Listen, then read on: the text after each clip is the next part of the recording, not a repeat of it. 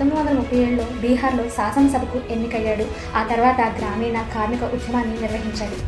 1946లో ఆయన జవహర్లాల్ నెహ్రూ తాత్కాలిక ప్రభుత్వంలో అతి చిన్న వయస్కుడైన మంత్రిగా బాధ్యతలు చేపట్టారు. భారతదేశపు మొట్టమొదటి కేబినెట్ కార్మిక మంత్రి, భారత రాజ్యాంగ పరిషత్ సభ్యుడు. ఆయన సామాజిక న్యాయం రాజ్యాంగంలో పొందుపరచబడిందని నిర్ధారించాడు. ఆయన భారత జాతీయ కాంగ్రెస్ సభ్యుడిగా 40 సంవత్సరాలకు పైగా వివిధ శాఖల కేబినెట్ మంత్రిగా పనిచేశాడు.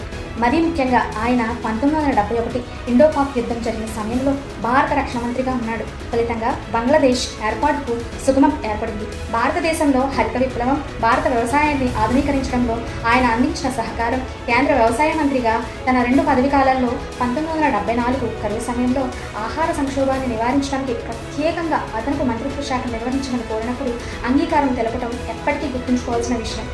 1975-77 భారత అత్యవసర స్థితి సమయంలో ప్రధాని ఇందిరాగాంధీకి మద్దతు ఇచ్చినప్పటికీ 1977లో కాంగ్రెస్ని విడిచిపెట్టి జనతా పార్టీ కూటమిలో చేరాడు.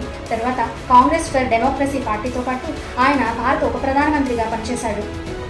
జగజ్జీవన్ రామ్ గారి ప్రారంభ జీవితం మరియు విద్య కనుక చూసుకుంటే, ఈయన బీహార్లోని అర్రా సమీపంలోని చంద్వాల్లో భారతీయ కుల వ్యవస్థలోని చమర్ కులంలో జన్మించారు. ఆయన అన్నయ్య సంతలాల్, 3 సోదరీమణులు ఉన్నారు. ఆయన తండ్రి షోబీరామ్ బ్రిటిష్ భారత సైన్యం తరపున పెషావర్లో నియమించబడ్డారు.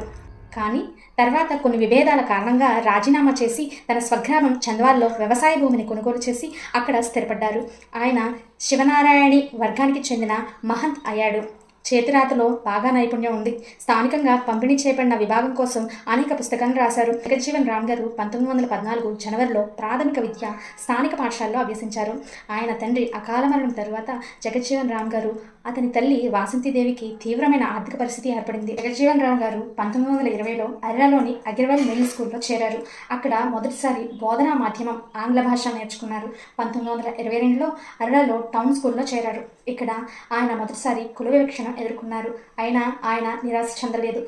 ఆ పాఠశాలలో 2 నీటి కుండలు, ఒకటి హిందువులకు, మరొకటి ముస్లింలకు ఉండే సాంప్రదాయం ఉంది. జగజ్జీవన్ రావు గారు హిందూ కుండ నుండి నీరు తాగాడు.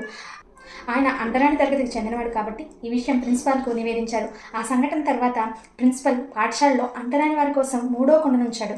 జగజ్జీవన్ రావు గారు ఆ కుండను 2 సార్లు పగలగొట్టి నిరసన తెలిపారు. ప్రిన్సిపల్ 3వ కుండ పెట్టడాన్ని వ్యతిరేకించారు. 1925లో జరిగిన ఆ సంఘటనలు జగజ్జీవన్ జీవితంలో ఒక మలుపు తిప్పాయి. ఒకసారి మదన్ మోహన్ మాలవ్య ఆ పాఠశాలను సందర్శించాడు. ఆ పాఠశాలలో జగజ్జీవన్ స్వతంత్ర ప్రసంగంతో ఆకట్టుకున్నారు.